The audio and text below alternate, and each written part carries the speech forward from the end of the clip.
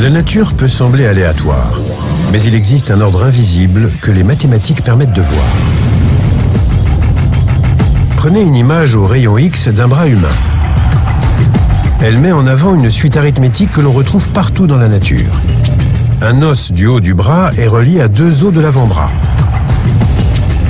Eux-mêmes reliés à 8 autres os du poignet, qui à leur tour sont prolongés par 5 os de la main et 3 os dans chacun des doigts. Ces chiffres, 1, 2, 3, 5 et 8, font partie d'une suite mathématique bien connue. La suite de Fibonacci. Il s'agit d'une suite dans laquelle chaque valeur est la somme des 2 précédentes. Reportez ces nombres sur un graphique. La courbe formée est une spirale. Le mouvement hélicoïdal correspond à celui d'une pomme de pin. Cette forme se retrouve dans la coquille d'ammonite. Ce n'est pas anodin. Le schéma, c'est la base de la recherche scientifique. On cherche des schémas dans la nature. Et nous, les biologistes, on en cherche en biologie. Une fois qu'on les a mis en évidence, on peut essayer de prévoir l'évolution des choses. Mais ce n'est pas tout. Prenez n'importe quel nombre de la suite de Fibonacci, divisez-le par celui qui le précède et vous obtiendrez un résultat proche de 1,618. Une valeur que l'on appelle le nombre d'or. Reprenons l'image du bras au rayon X. La différence de longueur entre l'avant-bras et la main est égale au nombre d'or. Et cela vaut aussi pour les 3 phalanges. Mais aussi pour notre ADN. Le rapport entre la longueur et la largeur d'un cycle complet de la double hélice de la molécule d'ADN est égal à ce nombre magique. La suite de Fibonacci et le nombre d'or sont des exemples d'objets fractals. La structure des nervures d'une feuille est identique à celle des branches d'un arbre. On a donc bien une même forme répétée à l'infini à une échelle toujours plus petite. Une fractale, c'est l'autosimilarité. Un motif autosimilaire est un motif qui peut être reproduit et constaté à de multiples échelles d'observation. La nature repose sur la géométrie fractale parce qu'elle lui permet de créer des structures gigantesques avec une efficacité redoutable. C'est grâce à elle que le corps humain peut contenir 96 000 km de veines et d'artères. Ou qu'1,80 m de filaments d'ADN peuvent être contenus dans le noyau d'une cellule. Si on mettait bout à bout la totalité de l'ADN d'un être humain, on obtiendrait une longueur de 6 400 000 km, soit une distance supérieure à celle qui nous sépare de Pluton. Mesurez par exemple la distance qui sépare le sol de votre nombril et votre nombril de votre tête. Si vous êtes bien proportionné, le rapport doit se situer entre 1 et 1,618 et il s'applique à toutes les parties du corps. Les gens, les artistes ont remarqué que sur un beau visage, par exemple, la largeur de la bouche correspondait exactement à 1,618 fois la largeur du nez. Si le visage n'était pas beau, ce rapport ne s'appliquait pas. Les dentistes, à leur tour, ont constaté que la dent de devant était 1,618 fois plus large que la dent d'à côté. Donc que l'incisive centrale du maxillaire était 1,618 fois plus large que l'incisive latérale. Donnez-nous d'autres exemples. Vos doigts sont des phalanges. Chacun des os est une phalange. Celle qui se trouve au plus près de l'articulation fait 1,618 fois la longueur de celle du milieu, qui correspond à 1,618 fois la longueur de celle qui se trouve à l'extrémité. Ce chiffre revenait donc sans cesse. C'était assez incroyable. Vu de face, le nez est un triangle, mais c'est aussi le cas vu de profil. Et dans le cas d'un beau visage, les côtés du triangle sont 1,618 fois plus grands que la base. Et à partir d'un triangle, on peut obtenir un pentagone. Quelle est la configuration, l'expression la plus attrayante d'un visage? Le sourire. Quand je souris, on aperçoit les pentagones. Ah oui, je les vois là, là et là.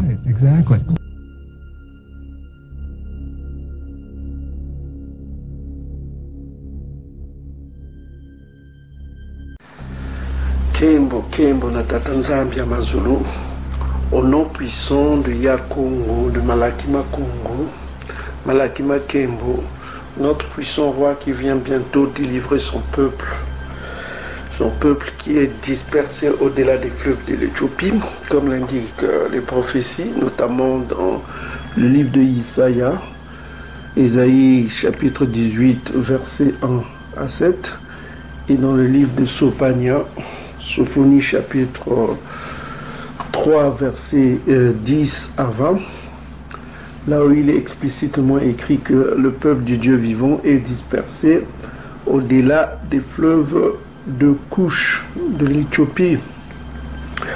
Donc on ne parle pas d'une dispersion au-delà du fleuve du Jourdain, au-delà du fleuve du Rhin, au-delà du fleuve du Mékong, mais son peuple est dispersé au-delà du fleuve de Couche. Et au verset 20, le Tout-Puissant Créateur des cieux et de la terre dit qu'il rassemblera son peuple au-delà des fleuves de l'Éthiopie. Il les ramènera et il ramènera les captifs de son peuple sous leurs yeux, et il fera des miracles comme il avait fait au temps de Massa. Donc ça c'est l'agenda du roi des rois, du créateur des cieux et de la terre. Son agenda c'est quoi?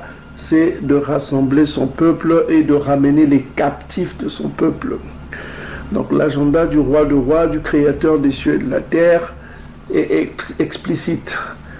Il va rassembler son peuple, il va les ramener, et il va ramener les captifs de son peuple qui sont dispersés aux quatre coins de notre planète Terre.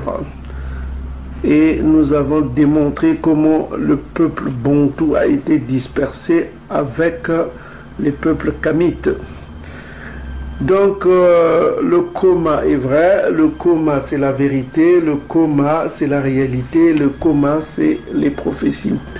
Aussi faut-il pour chaque Bantou, chaque femme Bantou d'obéir au coma. C'est notre héritage, nous n'avons pas de religion.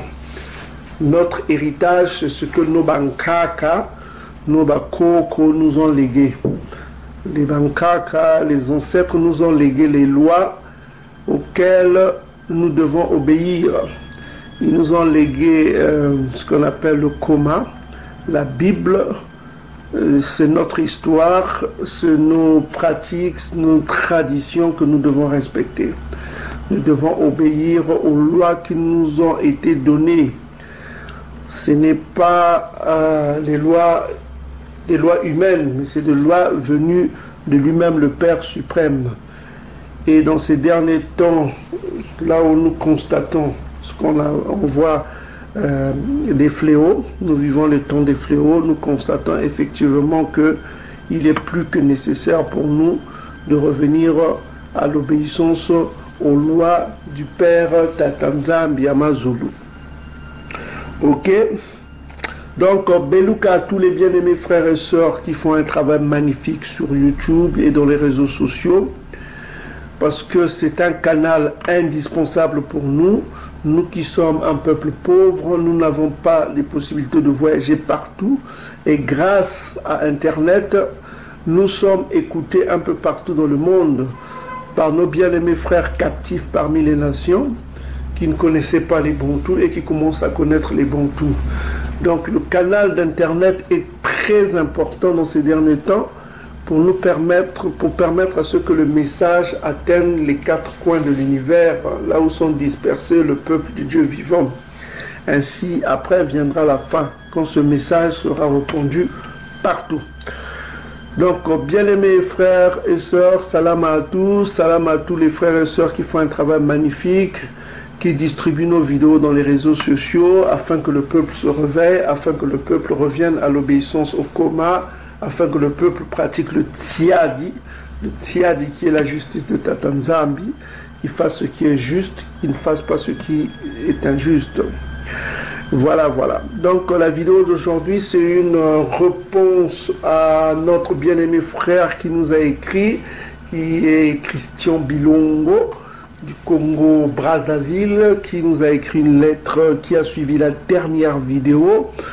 et puis ça lui a plu, il a compris, voilà, donc il nous pose la question si Yann Tiba, si tu peux revenir sur Ézéchiel chapitre 28 sur le prince et le roi dont tu as parlé dans la dernière vidéo. Donc cette vidéo nous allons parler de cela, du prince et du roi, notamment on a déjà développé cela, le prince et le roi dans Ézéchiel 28.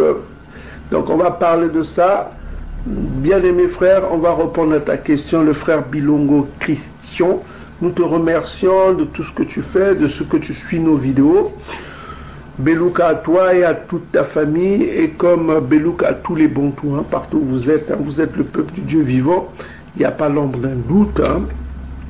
Si quelqu'un vous pose comment étaient les Hébreux, voilà quoi, vous leur donnez, ils étaient noirs, vous avez beaucoup de versets, Lamentation chapitre 4 verset 8, et puis ils n'ont pas changé, vous avez, comment on appelle, Actes des Apôtres chapitre 13 verset 1 à 3, là on vous dit que les apôtres étaient des nègres, Simon le nègre, on les appelait les nègres, donc on ne voit pas, voilà quoi.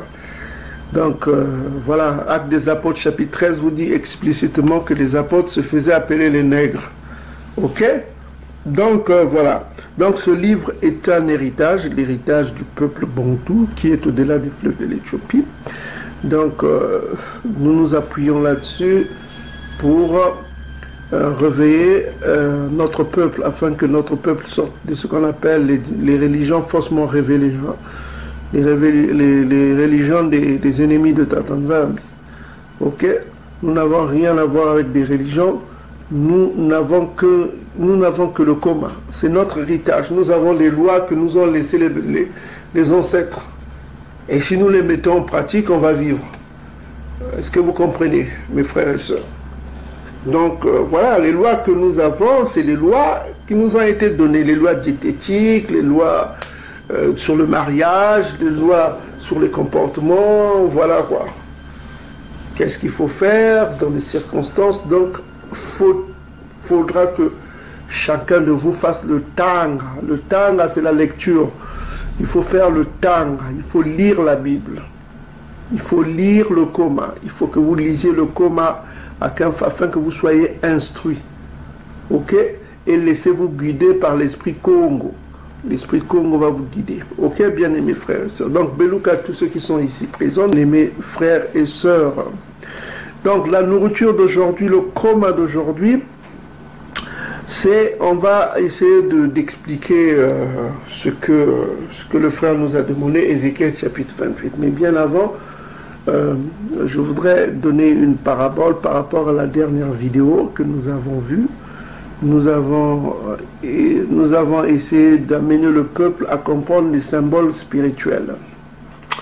Les symboles spirituels, parce que c'est important. Hein? C'est important que chacun de vous comprenne les symboles spirituels. Pourquoi? Parce qu'il faut savoir que le peuple bantou est en guerre. Il est en guerre contre les ennemis du Père. Le peuple bantou est en guerre contre les ennemis du Père cités dans le psaume chapitre 83, versets 2 à 12. Bon, pour commencer, on va comprendre pourquoi le peuple bantou est en guerre. Il faut savoir que le Koma dit ceci. Dans Ézéchiel chapitre 37, on va prendre Ézéchiel chapitre 37, verset 1, 9. Il me dit, prophétise et parle à l'esprit, prophétise Benamuntu, dit à l'esprit, ainsi parle Yakongo, esprit vient des quatre vents, souffle sur ses morts et qu'ils revivent, et prophétise selon l'ordre qui m'avait été, je prophétisais selon l'ordre qui m'avait été donné. Ça c'est le prophète Ikessa, on a déjà compris son nom. Ikessa, ça vient de, comme Makessa, ça veut dire soldat, Kessa veut dire la force en Congo. Ikessa, et l'esprit entra en eux et ils le reprirent vie et se tinrent sur leurs pieds. C'était une armée nombreuse et très nombreuse. Donc au verset 9, on dit que l'esprit est venu sur le peuple qui était devenu comme des eaux. Hein. Je prophétisais au verset 10, le prophète Ikès a dit ceci, je prophétisais selon l'ordre qui m'avait été donné, et l'esprit entra en eux, c'est-à-dire au peuple bantou, et ils reprirent vie, ils se tinrent sur leurs pieds, et c'était une armée nombreuse, très nombreuse.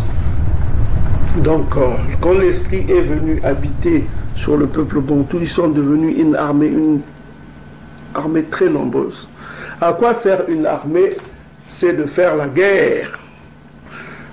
L'armée sert à faire la guerre. Or, il faut savoir, vous ne pouvez pas faire la guerre sans connaître votre adversaire.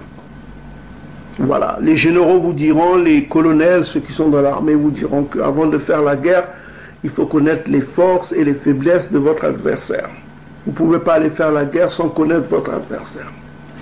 Aussi faut-il comprendre qu'il faut connaître le monde spirituel. Donc l'objet de notre dernière vidéo, c'était de vous amener à connaître ce qu'est votre adversaire, ce qu'est notre adversaire.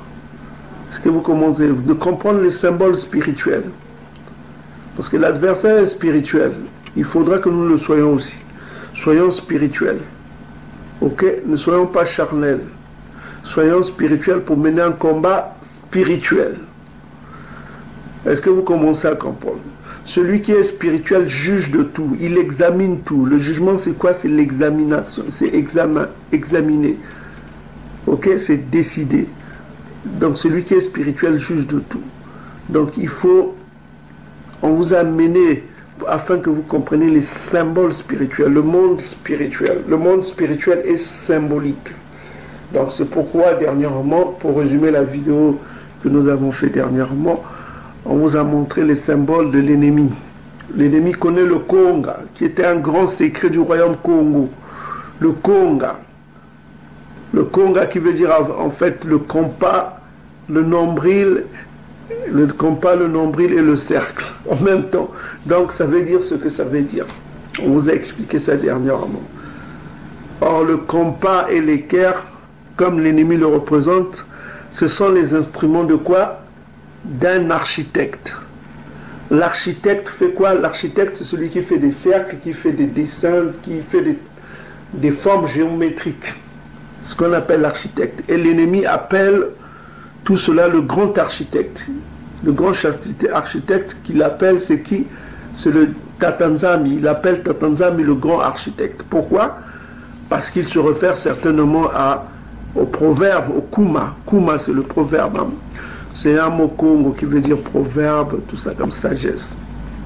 Kuma, ça vient aussi de Koma. Ok? Kuma, Koma. Les Congos disent Kuma pour la sagesse. La sagesse, tout ça, c'est Kuma. Ok? Kuma, en langue Congo, ça veut dire la sagesse. Ok? Ça veut dire la sagesse. Donc, quand on vient dans Proverbe chapitre 8, juste pour montrer où est-ce que l'ennemi prend les termes, le grand architecte, quand il appelle Dieu le grand architecte, la géométrie sacrée, on vous a expliqué tout cela dans la dernière vidéo. Le grand architecte, c'est quoi? C'est ce qu'ils appellent Tatanzambi. Pourquoi? Parce qu'il se réfère au Proverbe chapitre 8, Proverbe chapitre 8, verset 26. On dit ceci: il n'avait encore fait ni la terre, ni les campagnes, ni le premier atome de la poussière du monde. Lorsqu'il disposa les cieux, j'étais là. Donc ça, c'est Yakongo qui était là, l'esprit Congo qui était là. Lorsqu'il traça un cercle, le cercle ici c'est Konga. Lorsqu'il traça un cercle à la surface de l'abîme, il fixa les nuages en haut, que les sources de l'abîme jaillissent avec force. Donc celui qui fait les traces là, qui trace un cercle, on l'appelle l'architecte. Donc celui qui fait des formes géométriques, on l'appelle l'architecte. C'est pourquoi il qualifie Dieu du grand architecte. Celui qui fait voilà quoi, qui fait des formes géométriques, tout ça comme ça. Donc au début de la vidéo, vous avez vu que la nature a des codes spécifiques, très précis, très mathématiques, très géométriques. Tout est géométrique, tout est... Donc on est de retour ici, on va aller rapidement, on va vous expliquer c'est quoi le Konga. Prenez note, vous ne trouverez ce secret nulle part. Hein. Le Konga, c'est ce que beaucoup de gens appellent l'aura. C'est la lumière qui brille en tout homme. C'est ce qu'on appelle l'aura. Ne cherchez pas à lire ce Konga. Alors, dans les Écritures, voici ce qui est écrit. Vous allez dans les Apocryphes. Vous prenez Benatsila. Les Apocryphes, Siracide, chapitre 17, verset 7. La version catholique, vous lisez ceci.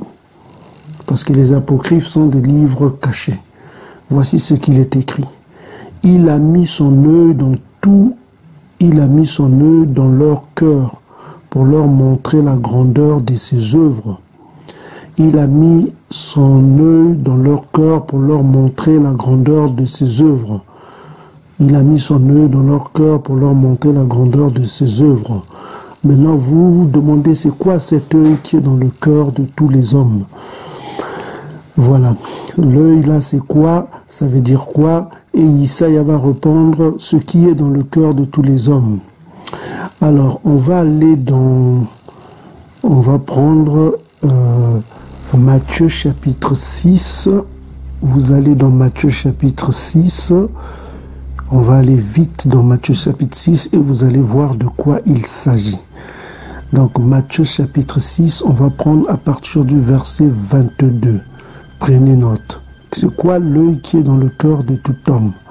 C'est la traduction qu'ils ont donnée. Hein? Matthieu chapitre 6, verset 22. Alors, nous sommes dans Matthieu chapitre 6, verset 22. On prend Louis Séguin. Voilà, Louis Séguin. Matthieu chapitre 6, verset 22, il est écrit ici, alors, Matthieu, l'œil est la lampe de quoi? Du corps.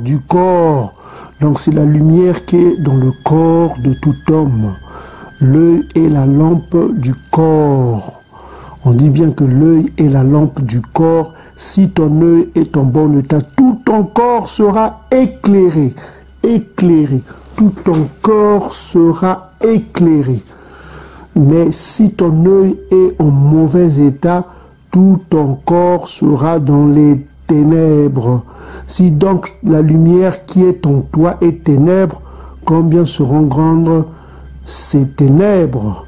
Donc il y a une lumière qui est en tout homme. C'est ce qu'il veut dire ici, qu'il y a une lumière qui est en tout homme, et si cette lumière n'est pas éclairée, elle est ténèbre. Ça veut dire que le Konga, qui est la lumière en tout homme, si cette lumière-là, elle est faible et facilement accessible, c'est-à-dire que les médiums, tous ceux qui ont accès, ne donnez pas, c'est pourquoi je vous dis, ne donnez pas votre date de naissance à tout le monde. Et si vous voyez le système édomite, ils ont besoin de vos actes de naissance. C'est des systèmes récents. Avant, dans les empires antiques, on ne cherchait pas l'acte de naissance des gens. Hein. On ne cherchait pas l'acte de naissance des gens, votre date de naissance, mais avec le système diabolique édomite, ils veulent votre date de naissance et tous les pays du monde ont suivi Édom dans ce sens-là. Donc ne donnez pas vos dates de naissance pour qu'ils connaissent le temps que le Konga s'est manifesté en vous. Quand est-ce qu'on vous a coupé le cordon ombilical, quoi. Ok? Donc je dis ceci, Isaïe dit ceci, l'œil est la lampe du corps. Si ton œil est en bon état, tout ton corps sera quoi? Éclairé. Cette lumière-là sera forte. Le Konga sera fort. Maintenant, on dit ceci. Mais si ton œil est en mauvais état, tout ton corps sera quoi? Dans les ténèbres. Dans les ténèbres. Si donc, écoutez bien, si donc la lumière qui est en toi est ténèbre, combien seront grandes ces ténèbres? Donc il y a une lumière en chacun de nous qui est en nous. Et si cette lumière est faible, elle est dangereuse. Vous comprenez? Donc c'est pourquoi Benan Silanonsirasi, on a lu que il y a un œil qui est la lumière. L'œil en question, c'est la lumière qui est en tout homme. Ok? Qui est en tout homme. Il y a un œil qui est la lumière qui est en tout homme. Ok? Parfait. C'est la perfection Kongo. C'est le Kongo. Est-ce que vous commencez à comprendre? C'est la perfection. La nature a des formes géométriques, a des formes des calculs mathématiques spécifiques. Donc ça, on en parlera dans d'autres vidéos. Ce n'est pas l'objet de la vidéo d'aujourd'hui. Mais toujours est-il, pour résumer la vidéo que nous avons montrée, c'est de vous amener à comprendre, à connaître l'ennemi. Vous commencez à comprendre, à connaître l'ennemi et à connaître les symboles spirituels. Parce que le Konga, c'est le cercle, mais dans le cercle là vous avez le Kembo, c'est-à-dire la gloire. La gloire c'est quoi? C'est la lumière. C'est que certains initiés appellent l'aura. L'aura c'est une lumière qui encercle l'homme, hein, qui encercle l'homme. Maintenant, il est interdit pour nous les Bantous de chercher à lire l'aura. Comme vous voyez sur internet, les gens cherchent à lire comment lire l'aura, tout ça. Ça c'est le travail des médiums. Or nous avons interdiction, je le répète, il est interdit aux Bantous de consulter les Bimbikudi, les médiums. Il est interdit de consulter les médiums, de consulter des charlatans comme ça. Si tu veux consulter quelque chose, Jérémie 33 verset 3, tu consultes Yakongo. Il te répondra dans un songe. Job 33 verset 14 à 15, il te répondra par un songe. Parce que Yakongo est vivant, il te répondra. Tu demandes à Tatanzambi et Yakongo te répondra, l'esprit Kongo te répondra dans un songe. Est-ce que vous commencez à comprendre?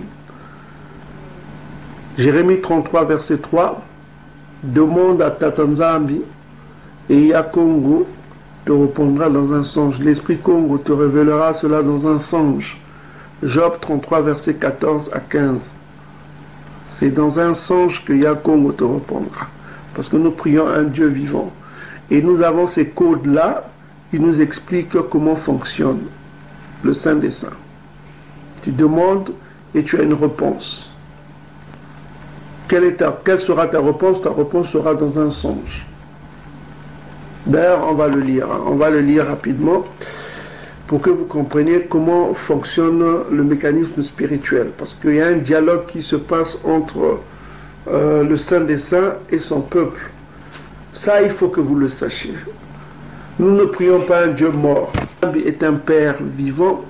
Et quand nous prions, le médiateur qui n'est autre que Yakongo nous révélera cela dans les songes. Donc, on commence par Jérémie 33. Je vais vous lire Jérémie 33. Alors, Jérémie 33, verset 3. On va aller vite, hein. On va essayer de faire vite. Jérémie 33, verset 3. Alors, c'est un peu long, hein. Alors, Jérémie 33, son nom n'était pas Jérémia, c'est Yilmaya. Yilma, ça veut dire fixé, arrangé en Nkongo. Le Kituban, Yilma. Yilma, ça veut dire Yilma, Ya. C'est-à-dire Ya fixe, Ya arrange, quoi. À Bongisi, quoi. Donc, Jérémie chapitre 33, verset 3, on dit, invoque-moi, si vous voulez, demande-moi, je te répondrai, je t'annoncerai des grandes choses, des choses cachées que tu ne connais pas. Donc, si tu veux connaître les secrets des Bantantu, de tout ce que font les Bantantu en secret, tu demandes à Yakongo, il te révélera. Si tu veux connaître ce qui ne se passe pas bien, nous n'avons pas besoin de médiums, nous n'avons pas besoin de médiums pour qu'ils nous lisent le Konga. Ok? Non, nous demandons à Yakongo. Donc, il est interdit pour nous, comme nous l'avons déjà explicitement dit dans la dernière vidéo, de consulter les médiums. Ok? Nous consultons Yakongo. Ok? Nous allons consulter Tatanzambi et Yakongo va nous répondre. L'esprit Kongo nous répond. L'esprit Kongo nous répondra. Donc, invoque-moi, dit Tatanzambi. Donc, c'est Tatanzambi qu'il faut invoquer. Hein. C'est le Père qu'il faut prier. Il faut prier le Père. C'est Tatanzambi qu'il faut prier. Quand on prie à Tatanzambi. Au nom puissant de Isaya Kongo. Donc nous avons le médiateur qui est Isaya et nous avons le Père qui est le Père suprême. C'est le Père qu'il faut prier. C'est Tatanzambi. Ok? Il n'a pas de nom. Son nom c'est le Père. On l'appelle Tata. C'est le Père suprême. Quand on vous dit, voici comment vous devez prier notre Père, on n'a pas donné son nom. Quand on dit Nzambi, c'est le Père, c'est Dieu, quoi. Ok? Donc on dit ceci, que invoque-moi et je te répondrai. Je t'annoncerai des choses cachées, des choses que tu ne connais pas. Ok? Donc c'est ça. Nous devons invoquer Tata Nzambi et l'Esprit Congo nous répondra. On va aller dans Job chapitre 33, mais c'est le chiffre 33 aujourd'hui. Bon, voilà. Job chapitre 33, Yombe, son nom n'était pas Job, c'était Yombe. Yombe, on vous a déjà démontré cela dans les vidéos précédentes. Donc, Job chapitre 33, verset 14, on dit ceci, Tata Nzambi parle cependant tantôt d'une manière, tantôt d'une autre. On n'y prend point garde. Il parle par des songes, par des visions nocturnes, quand les hommes sont livrés à un profond sommeil, quand ils sont endormis sur leur couche. Verset 16. Alors, il leur donne des avertissements, il met le sceau à ses instructions, afin de détourner, verset 17, afin de détourner l'homme du mal et de le préserver de quoi? De l'orgueil. Ok? Afin de garantir son âme de la force et sa vie des coups de glaive. Donc, en un mot, afin que le Misifa, le Lucifu, c'est-à-dire Lucifu, Misifa, c'est-à-dire le jugement n'atteigne pas l'homme. C'est pourquoi Tata Nzambi, dans sa bonté, dans son amour, il avertit, ou par des songes, Donc nous avons un tout-puissant qui est vivant, qui parle à sa créature, en l'occurrence qui parle à son peuple choisi, son peuple élu à travers des songes. Ok? Il parle aussi aux hommes à travers des songes. Il a parlé au Ngoyi, Nebuchadnezzar en est la preuve, le pharaon égyptien a eu des songes, mais ils n'ont pas compris la signification. Mais il donne la clé de la signification à qui? À son peuple. À son peuple dont il a donné l'esprit Congo, c'est-à-dire l'esprit, le Saint-Esprit. Ok, mes frères et sœurs. Donc, c'est ce que je tenais à vous dire. Maintenant, on va rentrer dans le vif du sujet. On a fini avec la vidéo précédente. C'était pour vous montrer que il est important pour vous, pour nous, de connaître le monde spirituel et ses symboles. Ok, ses symboles. Donc, avant de commencer la vidéo, on va donner une parabole. Voilà. Voici la parabole pour que vous compreniez. On va faire le lien entre la vidéo que nous avons fait et la vidéo d'aujourd'hui. Donc, voici la parabole. Tous ceux qui ont l'esprit Congo comprendront cette parabole. Il y avait un homme âgé qui avait 2 enfants. Il était tellement âgé qu'il se disait que je vais partir, je vais quitter ce monde. Il faudra que je me choisisse un héritier. Donc, il était un Nzaba. Un Nzaba, ça veut dire qu'il était un prêtre, quoi, un Nzaba. Il était un prêtre, donc il était souvent consulté par le peuple pour des problèmes divers.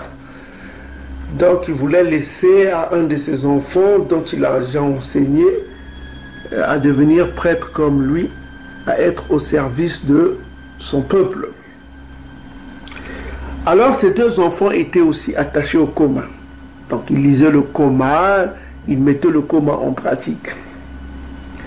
Mais ils ne voyaient pas la différence entre les 2 enfants. L'aîné était attaché au commun et le cadet était aussi attaché au commun. Il les aimait tous les 2. Mais il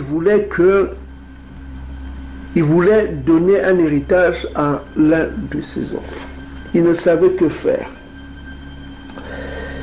Alors, il alla consulter un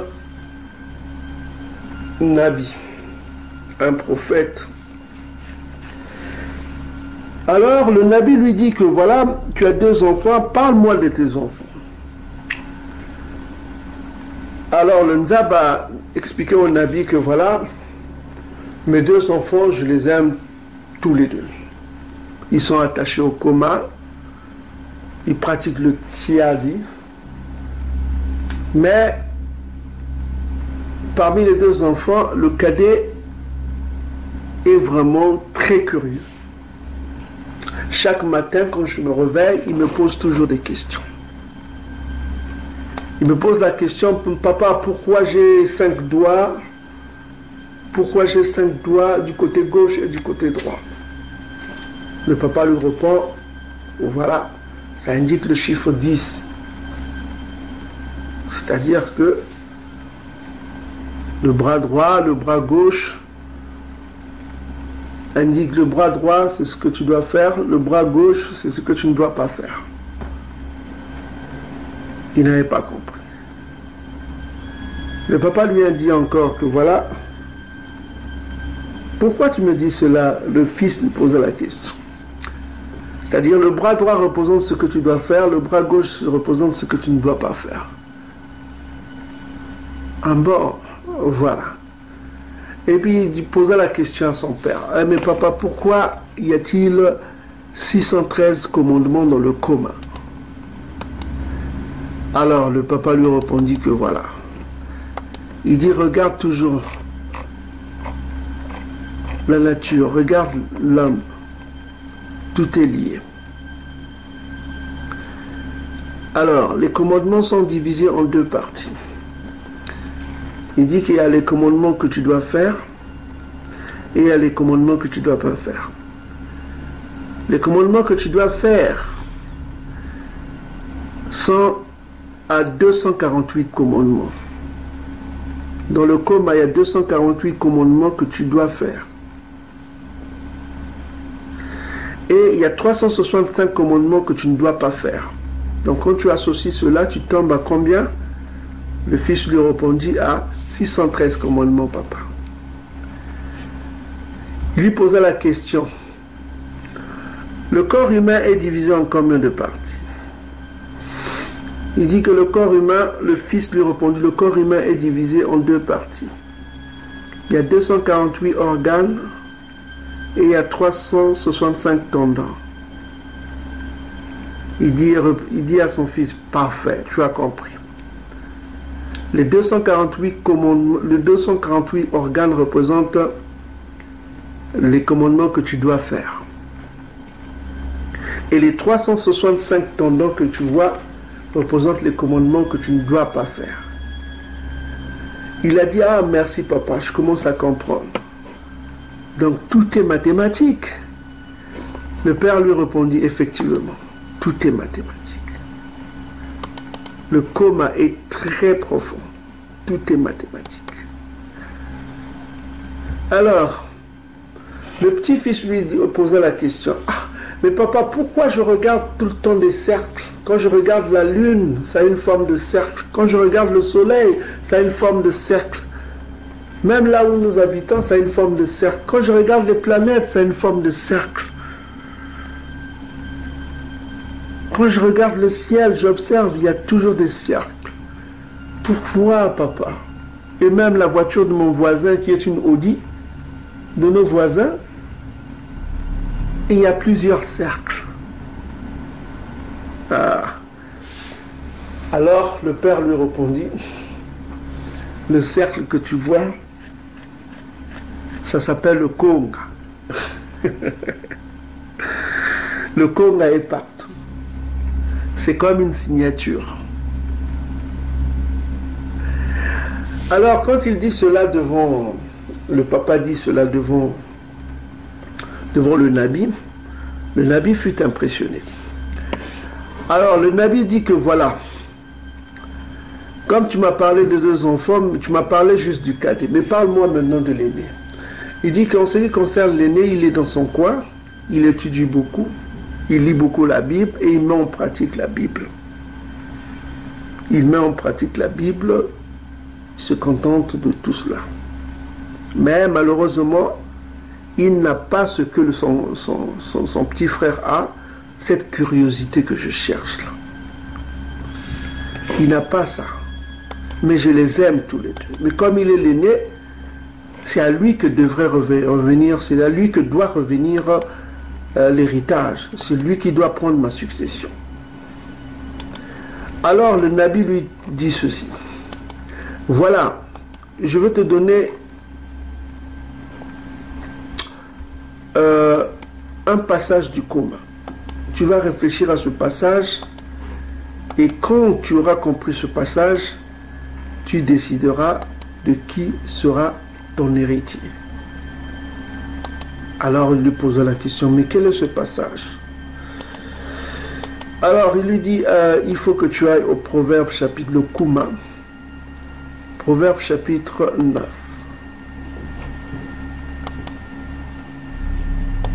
Proverbe chapitre 9, voilà. Il dit, va au Proverbe chapitre 9, tu vas au verset 9. Alors, le Nzab a pris la parole, il dit que voilà, je vais lire le passage devant toi et on va essayer de discuter ensemble. Alors, il prit la Bible, le Koma, et dit, donne au sage, il deviendra plus sage. Instruis le juste, il augmentera son savoir. Le Nzab a réfléchi, mais je connais ce passage. Alors il lui dit que c'est ça la source de la curiosité. Ton fils cadet a beaucoup besoin, il a toujours envie, il a ce zèle-là d'avoir plus de savoir. C'est à lui que tu dois te tourner, sans pour autant offenser l'aîné. Avant de faire ton choix, tu expliqueras à l'aîné tout ce que tu viens de m'expliquer. S'il comprend ce que tu viens de m'expliquer, il approuvera ton choix. Mais s'il conteste ce que tu viens de m'expliquer, cela renforcera ton choix. Cela voudrait dire qu'il n'est pas dit. Fais ce que je te dis et va le faire.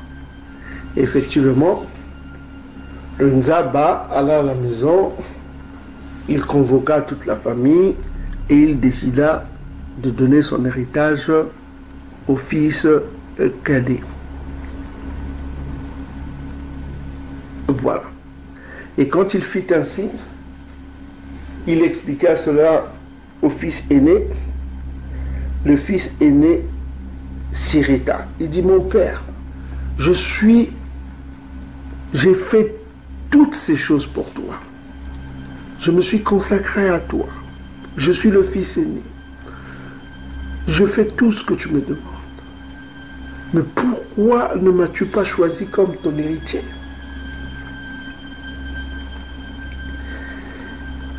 Le père lui dit que voilà, ton petit frère a quelque chose de plus.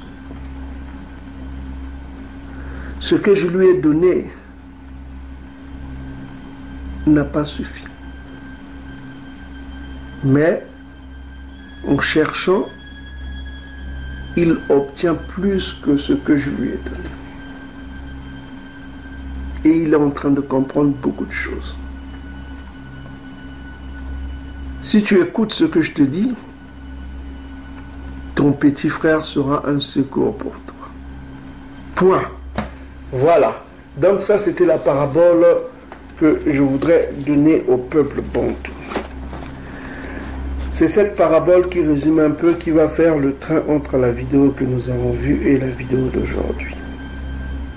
Ok? Donc voilà. Maintenant, on va commencer la vidéo, mais avant de commencer la vidéo, je voudrais donner un passage rapidement dans les apocryphes, où nous allons dans les apocryphes, 4 Esdras chapitre 14 au verset 3 à 5. Ainsi parle Yakongo. En parlant à Yakongo parla à Esdras, le prophète Esdras, il dit ceci, le prophète dit ceci, il me dit, c'est-à-dire Yakongo me dit, je me suis révélé en me montrant sur le buisson que j'ai parlé à Massa. parce que c'est Yakongo qui parle ici. Il dit ceci: je me suis révélé en me montrant sur le buisson et j'ai parlé à Massa. Donc, quand vous lisez bien l'histoire, c'est pas Tatanzambi qui est là, c'était l'ange de l'Éternel, c'était Yakongo, c'est l'ange qui était là, l'archange Congo. Ok, c'était l'archange Congo qui parlait à Massa. Et le livre là vous prouve encore que c'était l'archange Congo. Et les livres des Actes des Apôtres aussi prouvent encore que c'était l'archange Congo. Donc quand les gens disent que voilà, Moïse a vu Dieu, non, il n'a pas vu Dieu, il a vu l'archange Congo. Ok? Il n'a pas vu Tatanzambi. Donc je me suis révélé en me montrant sur le buisson et j'ai parlé à Massa. Lorsque mon peuple était esclave en Égypte, je l'envoyai et je fis sortir mon peuple bantou d'Égypte. Je le conduisis sur le mont Sinaï et je le retins près de moi pendant plusieurs jours. Je lui exposai de nombreuses merveilles. Donc il retint Moïse, il parle de Moïse ici, de Massa. Ok? Il dit ceci: je fis sortir mon peuple d'Égypte. Nous sommes au verset 4. Il envoya Massa. Je fis sortir mon peuple bantou d'Égypte. Je le conduisis sur le mont Sinaï. Il conduisit qui? Massa.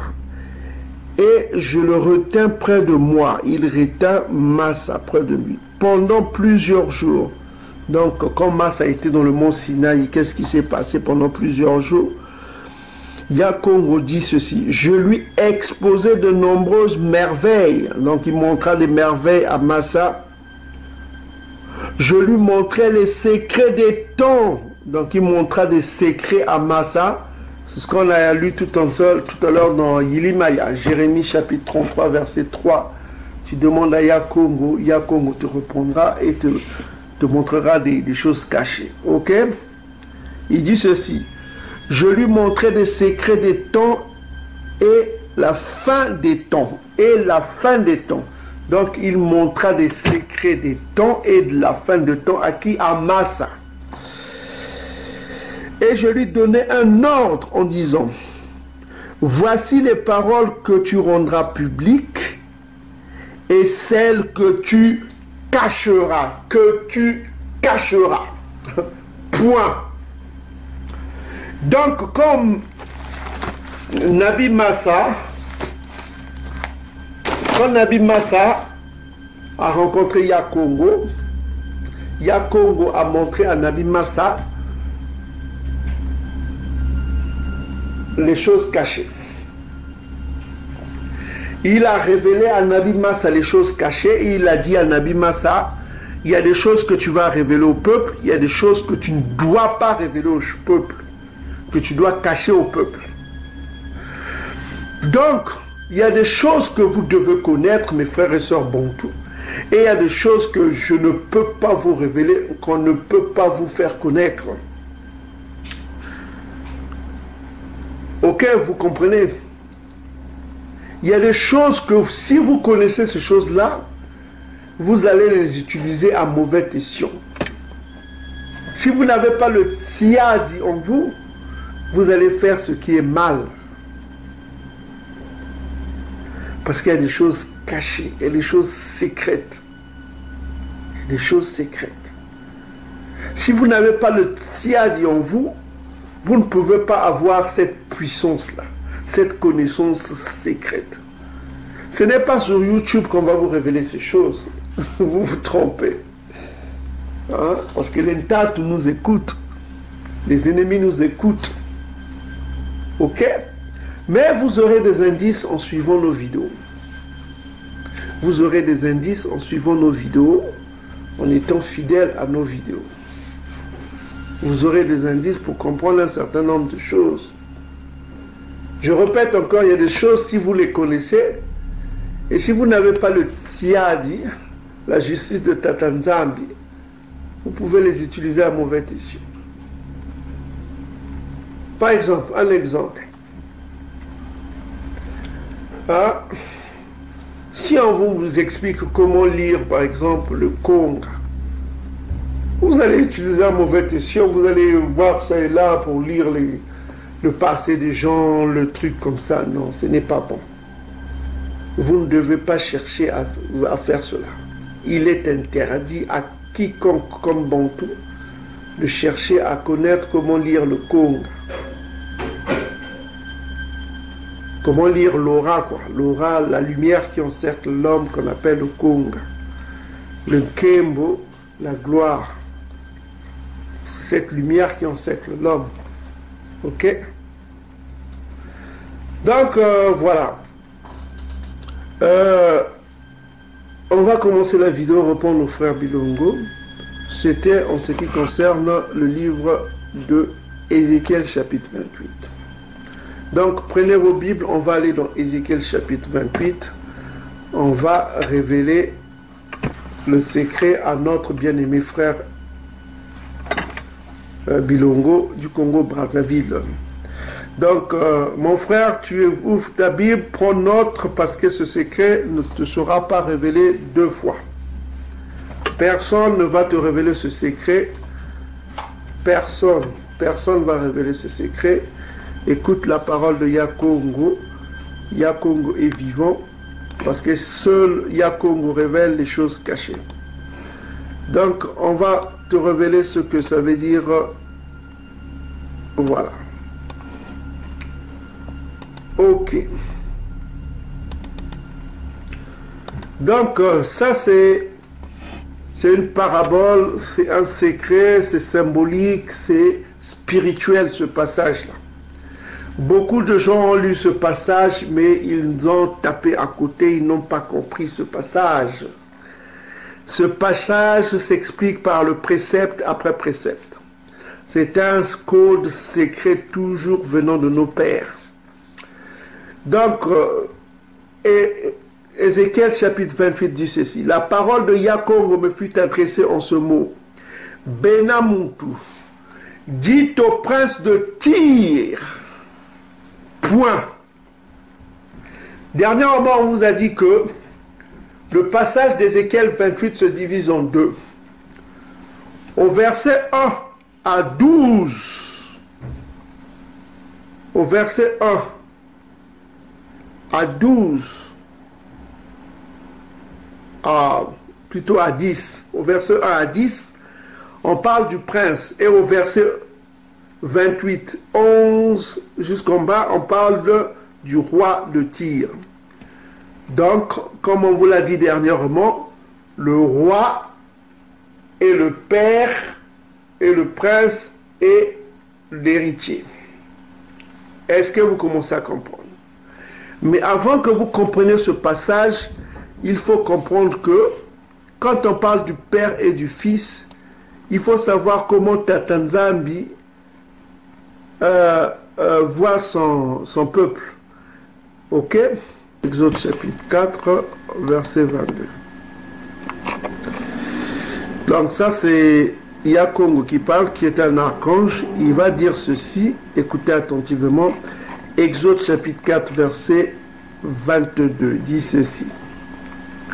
Tu diras à Pharaon, ainsi parle Yakongo, Yisolele Bantou est mon fils, mon premier-né, point. Donc ici, l'archange Congo, qui est un archange, il dit ceci, que Yisolele est mon fils, mon premier-né. Donc, il considère tout un peuple comme son fils. Point.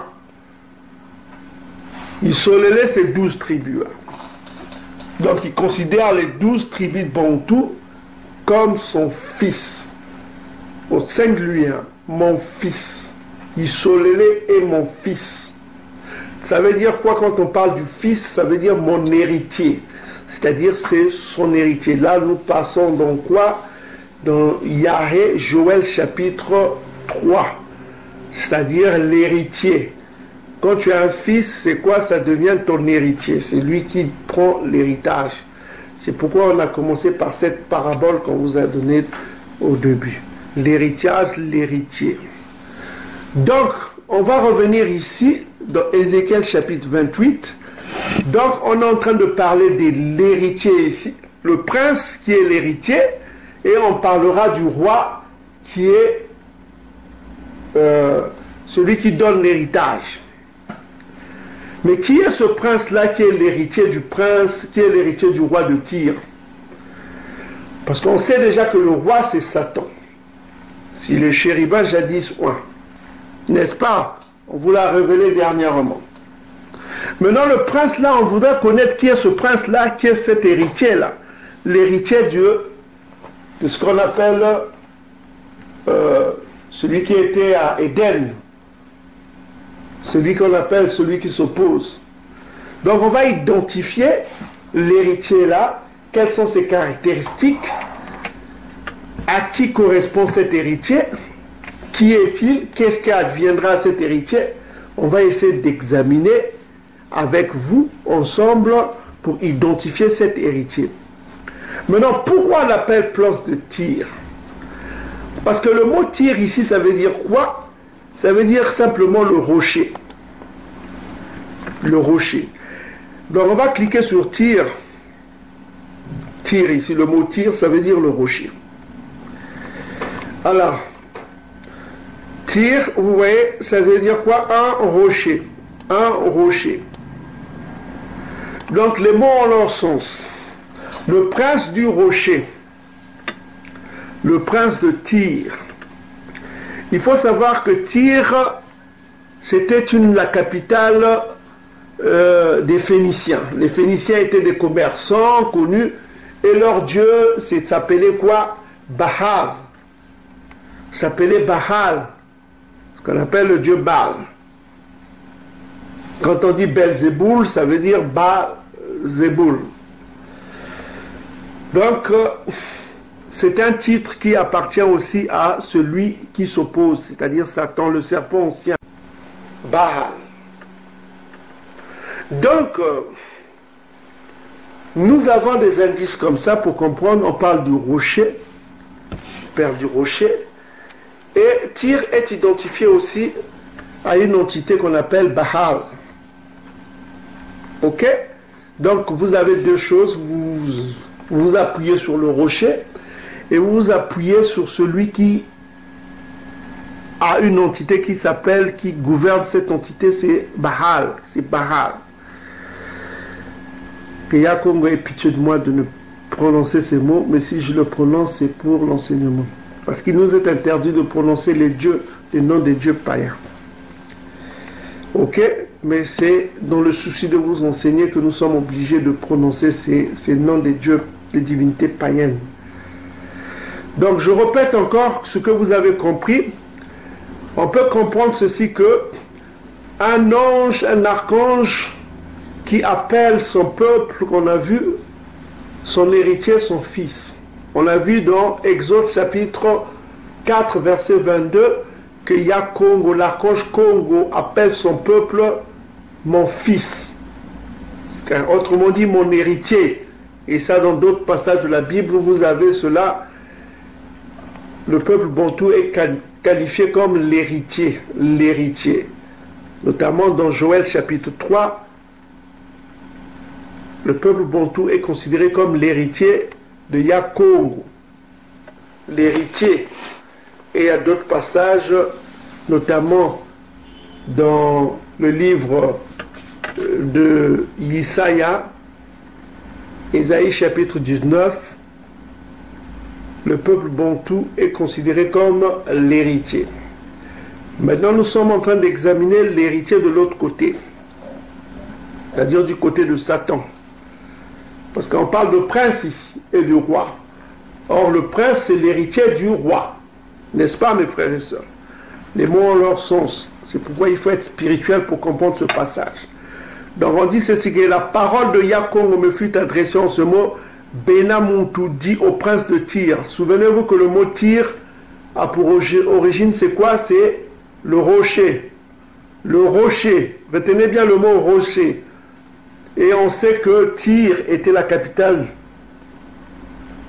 des Phéniciens. Et les Phéniciens avaient comme autorité spirituelle, c'était Baal. Maintenant ici on dit, ainsi parle Yakongo, ton cœur s'est élevé et tu as dit que je suis quoi? Tatanzambi. Il dit qu'il est Tatanzambi. Je suis assis sur le siège de Tatanzambi au sein des mers. C'est-à-dire que nous avons ce prince-là qui se prétend être le Saint des Saints. Parce que quand vous allez dans les Écritures, même les anges, même son père, n'a jamais dit qu'il veut être comme, il veut être Tatanzambi, mais il dit qu'il veut être comme Tatanzambi. Être comme Tatanzambi est différent d'être Tatanzambi. Est-ce que vous commencez à comprendre? Être comme Tatanzambi est différent d'être Tatanzambi. Parce que son père dit qu'il qu'il voudrait être comme Tatanzambi. Il ne dit pas qu'il est Tatanzambi. Mais ici, le fils est tellement orgueilleux, il s'est dit que il est Tatanzambi. Pourquoi dit-il cela? On dit ceci que, regardez la suite. Ton cœur s'est élevé et tu as dit que je suis Tatanzambi. Je suis assis sur le siège de Tatanzambi.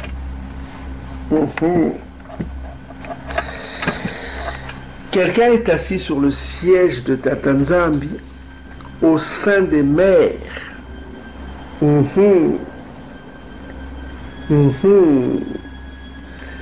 Le siège de Tatanzambi. La question qui se pose, qui est assis sur le siège de Tatanzambi? Qui est assis sur le siège de Tatanzambi? Qui est assis sur le siège de Tatanzambi? Vous allez comprendre qui, en lisant la suite.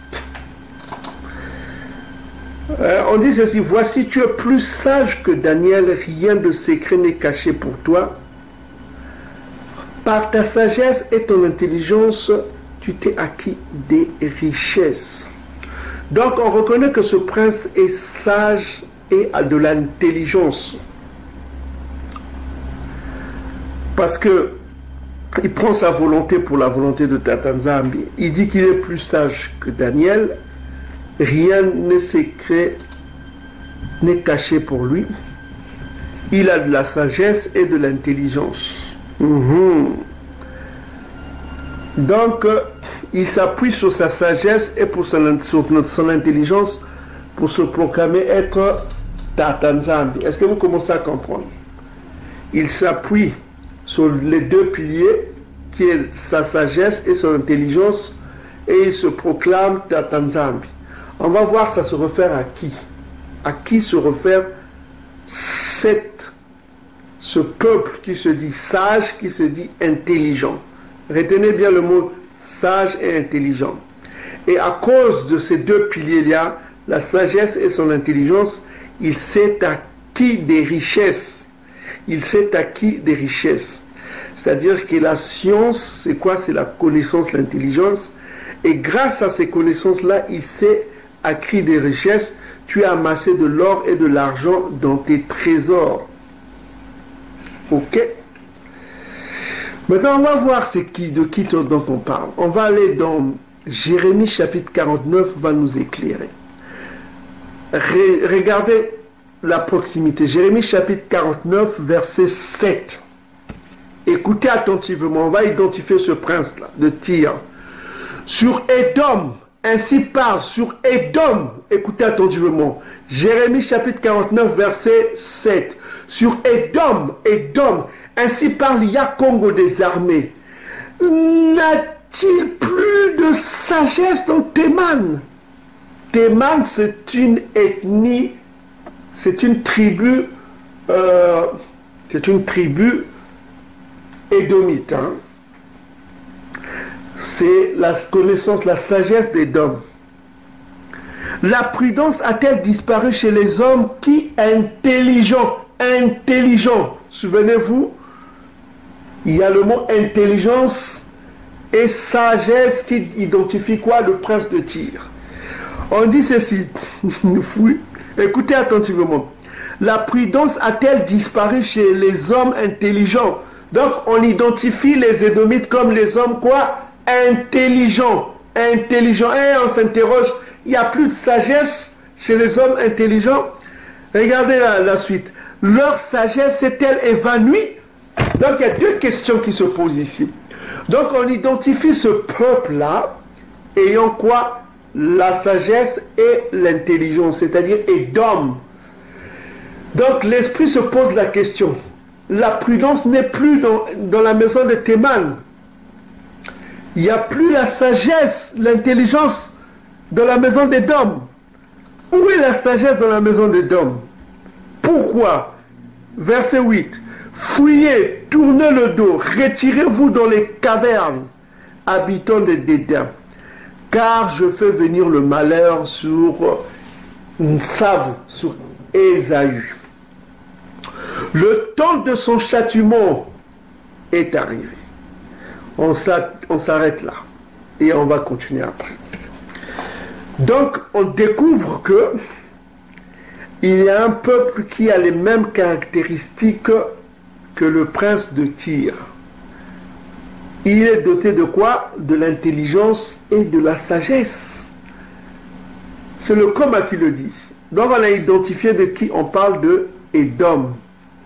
N'est-ce pas? Donc on revient sur le prince de Tyr, Ézéchiel chapitre 28, verset 4. Donc on sait que Édom se proclame Dieu. Il dit qu'il est Dieu. Ça ne se cache pas. Vous le savez, il se proclame être de Dieu. Ils ont pris Isaïe Congo, c'est maintenant eux, Moïse, c'est eux. Pourquoi se proclame-t-il de Dieu? Pourquoi se proclame-t-il que je suis Dieu? Je suis assis sur la montagne de Dieu. Pourquoi dit-il qu'il est Dieu? Il ne dit pas qu'il est Dieu par rapport à Tatanzambi. Comprenez bien, il dit qu'il est Dieu. Pourquoi dit-il qu'il est Dieu? Vous allez comprendre. Je répète, la parole, on répète Ézéchiel chapitre 28 verset 1. La parole de Tatanzambi me fut adressée, la parole de Yakongo, plutôt c'est Yakongo. La parole de Yakongo me fut adressée en ces mots. Benamont, c'est-à-dire fils de l'homme, dit au prince de Tyr, c'est-à-dire le prince du rocher. Ainsi parle Yakongo, ton cœur s'est élevé et tu as dit que je suis Dieu. Je suis assis sur le siège de Dieu au sein des mers. Parce que dire qu'on est Dieu, c'est quoi? C'est un blasphème. Et on va lire cela. On va prendre le livre de Jean chapitre 10. Pourquoi dit-il qu'il est Dieu? On va prendre Jean chapitre 10 verset 34. Non, un peu plus bas. Parce que c'est un blasphème de dire qu'on est Dieu. Mais ce n'est pas un blasphème dans un autre cas. Vous allez comprendre. Donc nous sommes dans Jean chapitre Yokana, Jean chapitre 10, on va aller au verset 33.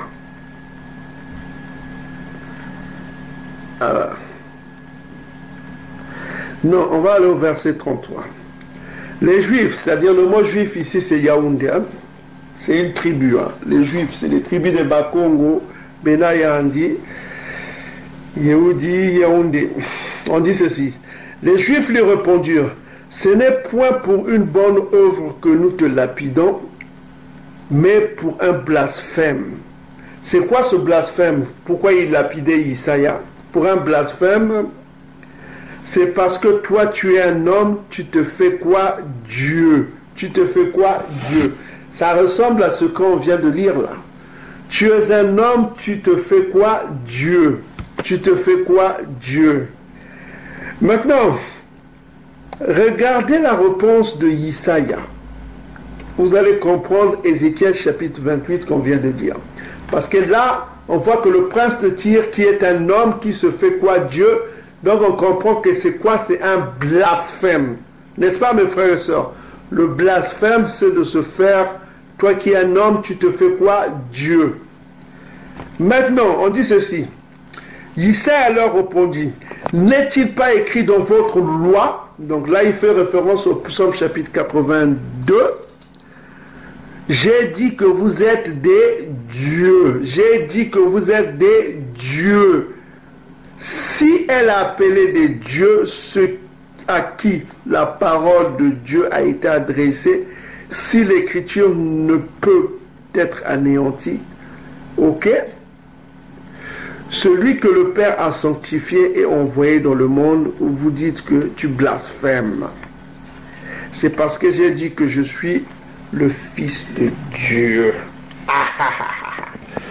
Donc, vous comprenez que il y a le blasphème quand on prend la place de Tatanzambi.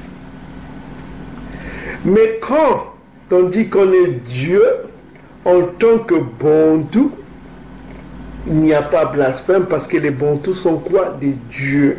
Vous comprenez? Mais qui est en train de dire qu'il est Bantou? Ça veut dire qu'il est Dieu. Quiconque dit qu'il est Bantou alors qu'il n'est pas Bantou, il se dit quoi? Dieu alors qu'il n'est pas Dieu. Est-ce que vous commencez à comprendre? Parce que les Bantous sont quoi? Des dieux, selon Isaïa et selon l'esprit Congo dans le psaume chapitre 82. Donc, on va voir identifier qui se dit qu'il est Bantou, par conséquent qu'il est Dieu. On va aller rapidement dans Apocalypse chapitre 2, verset 9. Vous connaissez déjà ce passage. Alors, Apocalypse chapitre 2, verset 9. Alors, Apocalypse chapitre 2, verset 9, on dit ceci. Je connais ta tribulation et ta pauvreté. Ok? Donc, bien que tu sois riche, c'est un ajout. Hein? On vous a déjà démontré cela. Je connais ta tribulation et ta pauvreté.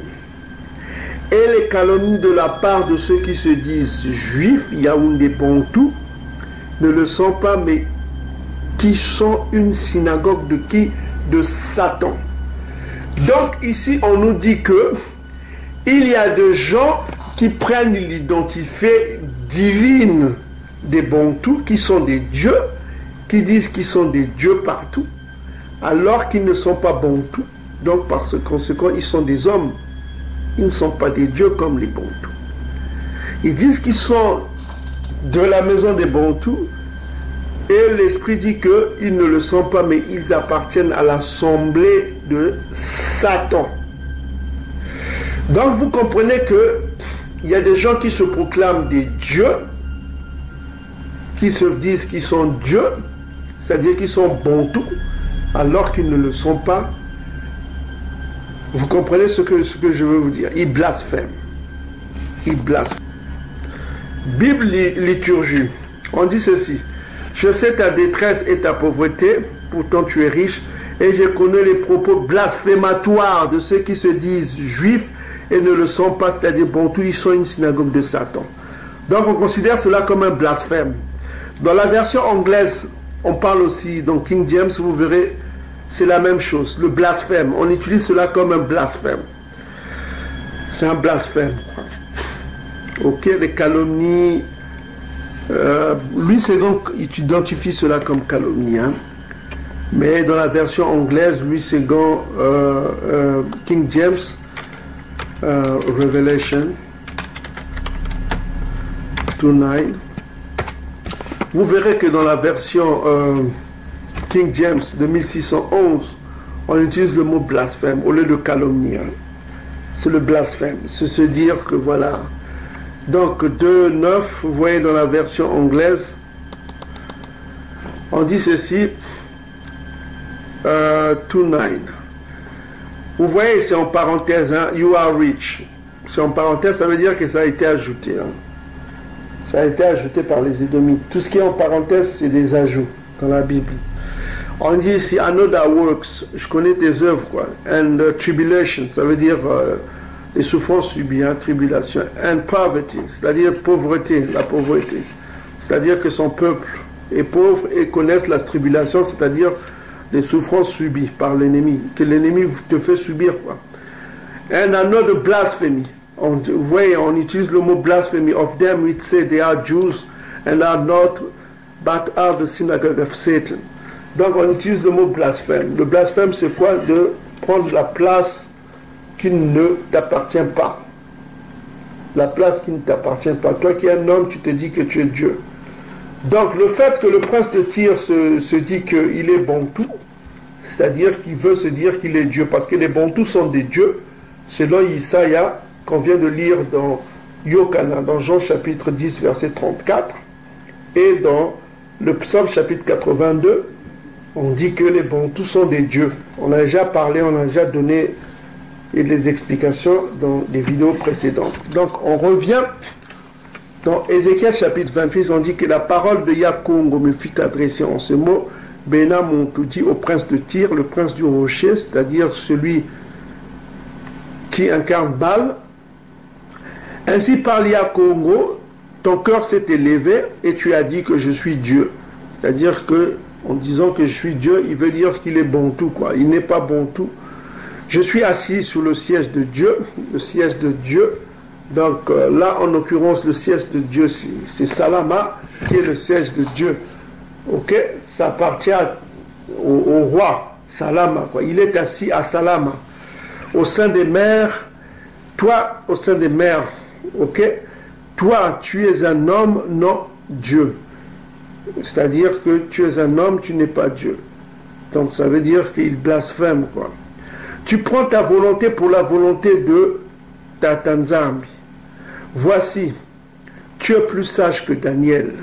Rien de secret n'est caché pour toi. Donc il connaît beaucoup de secrets. Voilà, quand vous connaissez la NSA, ça révèle beaucoup de secrets. Ça connaît vos secrets, quoi. Quand vous avez un portable, ils connaissent tout ce que vous faites. Ok? Il y a la traçabilité, il y a tout, on sait là où vous marchez, tout ça comme ça. Ok? Il faut juste voir les vidéos de comment on appelle Snowden. Bonjour à tous et bienvenue dans l'entretien de France 24. Mon invité aujourd'hui est l'un des lanceurs d'alerte les plus connus de notre époque. Un homme qui a révélé l'existence de programmes de surveillance de masse qui espionnaient les citoyens du monde entier, Edward Snowden, ancien employé de la CIA et contractuel de la NSA. Edward Snowden, merci d'être avec nous. Merci de m'avoir invité. C'est un plaisir. Ils connaissent vos secrets, quoi. Quand vous avez un portable, ils connaissent tout ce que vous faites. Ok? Il y a la traçabilité, il y a tout, on sait là où vous marchez, tout ça comme ça. Ok? Il faut juste voir les vidéos de comment on appelle Snowden. Snowden a révélé des secrets, comment fonctionnent les portables, comment ça fonctionne les portables, quoi. Donc, Edom vous trace, quoi. Tout ce que vous faites, il vous trace, il sait ce que vous faites, tout ça comme ça. Ok, donc, on dit ceci. Par ta sagesse et par ton intelligence, tu t'es acquis des richesses. On a vu que celui qui est sage et intelligent, qui est identifié, on a vu cela dans Jérémie chapitre 49, à partir du verset 7, on a parlé d'Edom. C'est Edom qui est reconnu comme le sage et l'intelligent. Donc grâce à ces deux piliers, la sagesse et l'intelligence, tu t'es acquis des richesses. Tu t'es acquis des richesses. C'est-à-dire grâce à la science, à sa créativité, il s'est acquis les richesses. On sait que cette créativité vient d'où? De son père Satan, selon Apocalypse chapitre 13, versets 3 à 4. Versets 2 à 4. Donc toute autorité lui a été donnée par Satan. C'est Satan qui lui a donné, qui lui a révélé beaucoup de secrets cachés. Donc tu as amassé de l'or, de l'argent dans tes trésors par ta grande sagesse, par ton commerce, tu as accru tes richesses. Et par tes richesses, ton cœur s'est élevé. C'est pourquoi par tes richesses, ton cœur s'est élevé. Donc il s'est enrichi, son cœur s'est élevé. Donc cela rejoint Proverbe chapitre 30 à partir du verset 5. Ne me donne pas la richesse de peur que je t'oublie. Donc il a oublié son créateur, quoi. Il s'est acquis de richesse, parce que Proverbe dit que ne me donne pas de richesse de peur que je t'oublie. Là, il s'est acquis de richesse et il a oublié son créateur. Donc c'est pourquoi vous remarquerez dans le pays édomite, il parle de laïcité, il donne même le droit de blasphémer, donc ils oublient leur créateur. Ok? Donc ils ont oublié la laïcité et ils s'appuient sur la laïcité, qu'ils ne s'appuient plus sur leur créateur. Ils ont oublié leur créateur, quoi. Donc ils s'appuient sur leur propre imagination, tout ça comme ça. Donc on est au verset 5, on dit: par ta grande sagesse et par ton commerce tu as accru des richesses, et par tes richesses ton cœur s'est élevé. C'est pourquoi ainsi parle Yakongo des armées, parce que tu prends ta volonté pour la volonté de Tatanzambi. Voici, je ferai venir contre toi des étrangers les plus violents d'entre les peuples. Ils tireront l'épée contre ton éclatante sagesse et ils sueront ta beauté. Ta beauté. Voici, je ferai venir contre toi des étrangers les plus violents d'entre les peuples. Donc, on va identifier quels sont les étrangers les plus violents qui fera venir contre Édom pour faire la guerre à Édom. Hein. Donc, il fera venir contre Édom les étrangers les plus violents. Donc des immigrés viendront dans la maison d'Édom et ils seront violents. À qui fait-on référence? Donc des immigrés viendront dans la maison d'Édom et ils feront violence contre Édom. De qui parle-t-on? Donc pour cela, on va aller prendre le livre de... On va prendre le livre de Genèse. On va aller dans la Genèse pour savoir de qui on parle. On va aller dans la Genèse chapitre 16. On va prendre Genèse chapitre 16 verset 11. À partir du verset 11. Quels sont les étrangers les plus violents qui viendront souiller la beauté d'Édom? On dit ceci.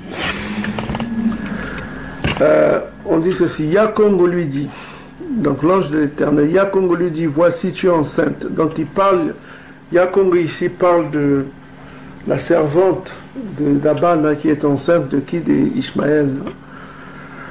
Voici tu es enceinte, tu enfanteras un fils et tu lui donneras le nom de Ishmaël. Donc on parle du frère aîné de Iseka, c'est-à-dire le premier fils d'Aban. Le premier fils de Bana, on l'appelle Bana, c'est Abana ou Bana. Son nom était Bana. Donc le premier fils de Bana, d'Abana, si vous voulez, Abana ou Bana, c'est mieux, c'était Ishmaël, hein, son fils aîné qu'il a eu avec une servante égyptienne kamite.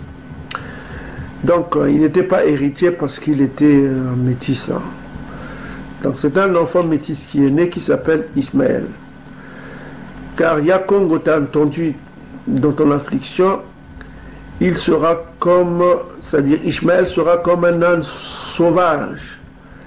Sa main sera contre tous, et la main de tous sera contre lui, et il habitera en face de tous ses frères. Donc Ishmaël habitera auprès de tous ses frères. Il y aura une fraternité ismaélite. Donc on parle d'Ishmaël qui sera un âne sauvage. Maintenant je me suis amusé à chercher le mot sauvage, ce que ça veut dire. Un âne, c'est un animal qui est têtu, hein, qui est réputé pour le fait qu'il est têtu. Comme on dit, têtu comme un âne. Hein. Maintenant on va chercher le mot sauvage parce qu'on a dit qu'il sera un âne sauvage. Donc son caractère sera un homme sauvage. Mais sauvage, ça se réfère à quoi?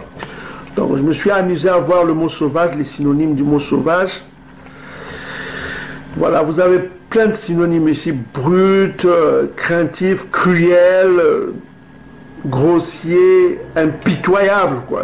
Impitoyable. Mais un mot qui m'a interpellé, c'est quoi? Violent. Donc quand vous voyez les synonymes de sauvage, vous avez violent, violent. Donc en un mot, il sera un âne violent, c'est-à-dire quelqu'un qui sera violent, quoi. Donc on répète encore que ici on veut dire quoi? On veut nous dire quoi? Que les étrangers qui viendront dans la maison d'Édom, c'est-à-dire les immigrés qui viendront dans la maison d'Édom, qui sont les peuples les plus violents sont des Ismaélites. Ces Ismaélites viendront dans la maison de Dom, c'est des peuples violents, les plus violents des peuples. Ils sont cruels. Le mot sauvage, on a vu tout à l'heure, Ismaël sera un âne sauvage, sera un homme violent, violent réputé pour sa violence. C'est Yakongo qui a dit cela dans sa vision. Il vivra parmi ses frères, c'est-à-dire ils vivront au Moyen-Orient parmi ses frères. Il sera un âne violent, il sera réputé pour sa violence. Et qu'est-ce qui est sorti d'Ismaël? Une religion violente, qui prêche la violence, une violence terrible. C'est-à-dire contre les koufars, ce qu'ils appellent les koufars. Nous on appelle Koufa, ça veut dire la mort, ceux qui sont morts. Ils disent que c'est des incroyants, tout ça comme ça. Donc on remet ici que les étrangers qui viendront contre Édom, on dit ceci que, parce qu'on a identifié que c'est Édom, que c'est Édom, on a dit que son cœur s'est élevé, c'est l'orgueil. Quand on parle d'Édom, on parle de l'orgueil. Donc on dit ceci que, on répète encore, on est au verset 5 sur Ézéchiel chapitre 28, on dit ceci: par ta grande sagesse, par ton commerce, tu as accru des richesses. Et par tes richesses, ton cœur s'est élevé. Il est devenu orgueilleux, quoi. On sait qu'on parle de l'orgueil d'Édom. Quand vous lisez Abdias, le livre de Abdias chapitre 1 jusqu'à 4, on parle que de l'orgueil d'Édom. Et dans le livre de Jérémie chapitre 49, on parle de l'orgueil d'Édom. Donc on voit qu'il y a un peuple violent qui lui fera la guerre et qui va souiller la beauté d'Édom. La beauté d'Édom. Qui va atteindre Édom, qui va faire du mal à Édom. C'est un peuple, le peuple le plus violent. On a cherché à voir les peuples les plus violents de la Bible. On a vu que c'est Ishmaël qui sera un âne sauvage, un homme violent, qui sera réputé pour sa violence, quoi. Donc on dit ceci, c'est pourquoi ainsi parle Yakongo, parce que tu prends ta volonté pour la volonté de ta Tanzanie. Voici, je ferai venir contre toi, contre Édom, qu'on a identifié que c'est Édom, le prince de Tyr, contre Édom des étrangers, c'est-à-dire des immigrés, les plus violents d'entre les peuples, les plus violents d'entre les peuples, les plus sauvages d'entre les peuples. Ils tireront l'épée contre ton éclatante sagesse. Tirer l'épée, c'est quoi? Faire la guerre contre ton éclatante sagesse. Et ils sueront ta beauté. Ils sueront ta beauté. La beauté, l'éclat d'Édom, quoi. Ils feront le mal. Tout ce qu'Édom a de plus beau, ils vont suyer cela. Ils vont détruire. Ok? Par leur violence. Verset 8. Ils te précipiteront dans la fosse et tu mourras comme ceux qui tombent percés des coups au milieu des mers. Les mers ici fait référence au peuple. Au peuple. La mer, c'est souvent les peuples dans la symbolique. En face de ton meurtrier diras-tu, je suis Dieu. Tu seras homme, non Dieu, sous la main de celui qui te tuera. Tu mourras de la mort des incirconcis par la main des étrangers, car moi j'ai parlé d'Yakongo. Donc ces gens-là tueront beaucoup d'Édomites. Donc c'est pourquoi on vous a dit qu'il y a une guerre qui va arriver là, qui sera terrible, qui va amener la famine. Ok? Donc Ismaël qui est sauvage, qui a une religion qui prêche la violence, et dans sa religion violente, qu'est-ce qu'on voit? Il a des adeptes qui le suivent. Il y a des gens qui le suivent, qui épousent sa cause. Est-ce que vous commencez à comprendre qu'ils sont aussi violents que lui, qui épousent sa violence? Ok? Donc la religion de Ishmaël, c'est une religion sauvage. C'est les peuples les plus violents. Donc qu'est-ce qui peut sortir des peuples les plus violents? Que la violence. Donc c'est ce qu'on veut nous dire ici, que c'est eux qui feront la guerre à Édom. Et ceci est confirmé toujours dans... On va relire Jérémie chapitre 49, C'est toujours la même chose que Jérémie dit par rapport à Ézéchiel chapitre 28. On répète encore sur Édom, ainsi parle Yakongo des armées. N'y a-t-il plus de sagesse dans tes mains? La prudence a-t-elle disparu chez les hommes intelligents? Leur sagesse s'est-elle évanouie? Donc on qualifie Édom d'un peuple intelligent et sage. Mais on s'interroge en fonction de ce qui se passe, il n'a plus de sagesse ni d'intelligence, il ne comprend pas ce qui lui arrive. Fuyez, tournez le dos, retirez-vous dans les cavernes, habitants des Dédans, car je fais venir le malheur sur Ésaü, sur Nsavo. Quel est ce malheur? Le temps de son châtiment. Si des vengeurs viennent chez toi, ne laissent-ils rien à grappiller? Plutôt, ne viennent-ils rien à grappiller? On pose la question. Si les voleurs viennent de nuit, ils ne dévastent que ce qu'ils peuvent. Mais moi, je dépouillerai Ésaü, je découvrirai ses retraites, il ne pourra se cacher, dit Yakongo. Ses enfants, ses frères, ses voisins périront, il ne sera plus. C'est-à-dire, Ésaü ne sera plus. Laisse tes orphelins, je les ferai vivre, que tes veuves se confient en moi. Car ainsi parle Yakongo, voici, ceux qui ne devaient pas boire la coupe la boiront. Et toi, tu resteras impuni. Édom ne restera pas impuni. Tu ne resteras pas impuni. Édom, tu ne resteras pas impuni, tu la boiras. Il boira la coupe de la colère de Yakongo. Car je le jure par moi-même, dit Yakongo. Bosra, c'est-à-dire la force d'Édom. La force d'Édom, hein. Bosra, c'est les États-Unis, sera un objet de désolation, de propre, de honte. Ce sera un objet de désolation et de honte, de dévastation et de malédiction. Ça sera vu comme une malédiction, quoi. Personne n'ira là-bas encore. Les gens verront cela comme une malédiction. Et toutes ces villes deviendront des ruines éternelles. Ça, c'est Bosra.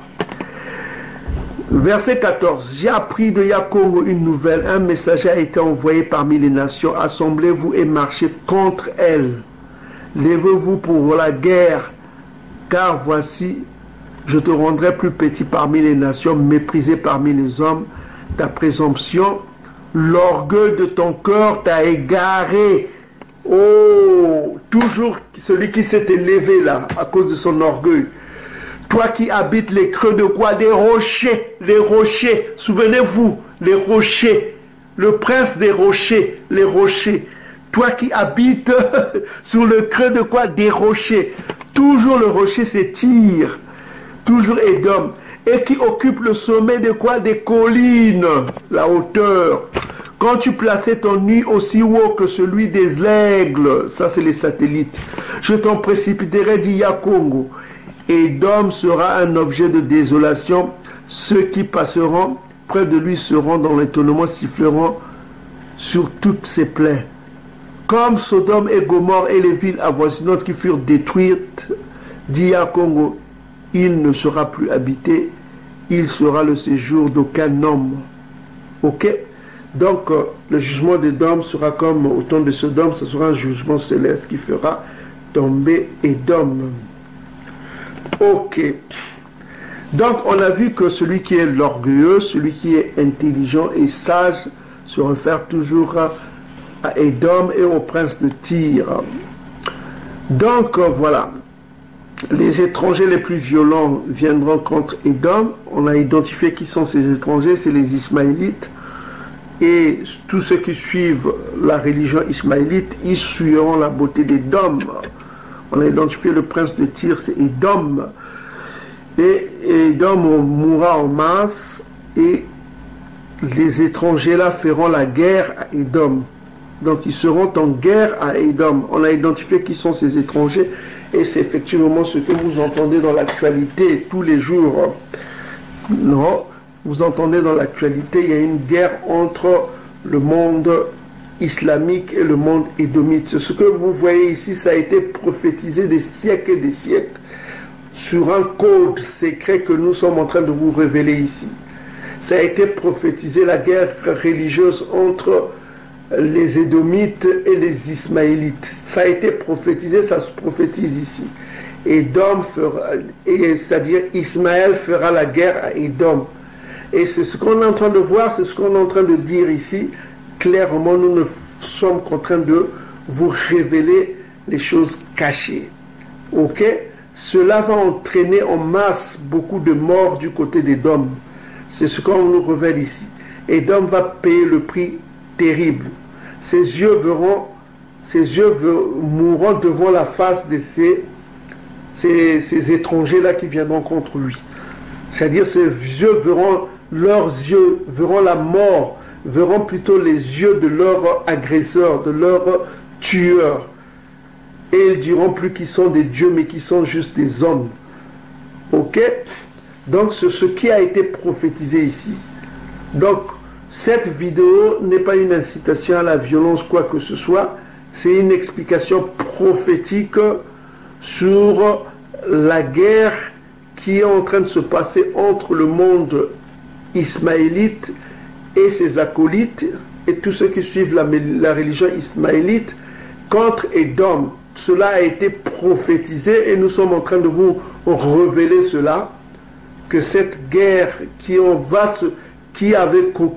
a commencé, qui va s'intensifier et qui amènera la famine terrible, va s'intensifier. Les étrangers là qui sont venus contre Édom, ces étrangers là on les a identifiés comme les Ismaélites et leurs acolytes et tous ceux qui suivent la religion la plus violente du monde. Ok, la plus violente du monde. Maintenant on a identifié le prince, qui est le prince, c'est-à-dire le peuple. Maintenant on va identifier le roi. Maintenant on dit ceci que au verset 10, au verset 11, la parole de Yakongo me fut adressée en ce mot, Bénin Montou prononce une complète contre le roi de Tyr. Le roi de Tyr. Maintenant on parle du roi. On a parlé de l'héritier, maintenant on parle du roi. Le roi de Tyr.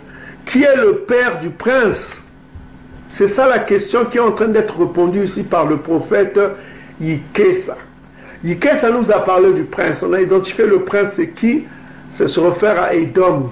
Le prince, c'est Édom. Ok? Le prince, c'est Édom. Pourquoi?